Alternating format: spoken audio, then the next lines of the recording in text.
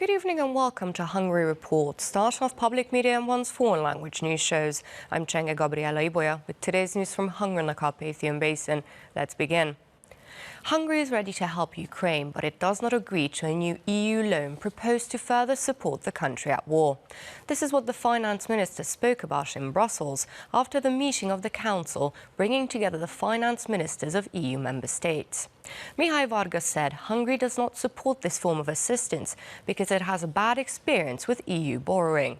He added, for example, Hungary has not received the support from the EU loan taken out during the coronavirus pandemic. Hungary has enough energy sources to make it through the winter without any restrictions. This is what the Minister of Foreign Affairs and Trade spoke about at the laying of the foundation stone for Siemens's new 17,000 square metre plant.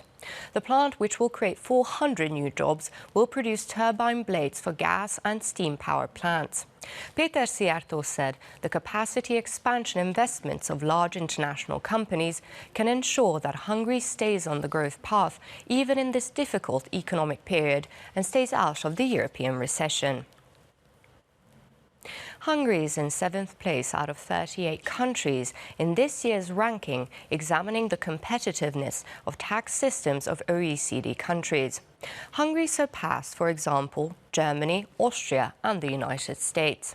The list of compilers rated Hungary's greatest strength as the lowest corporate tax among OECD countries and also rated the tax rules for international companies as better than average.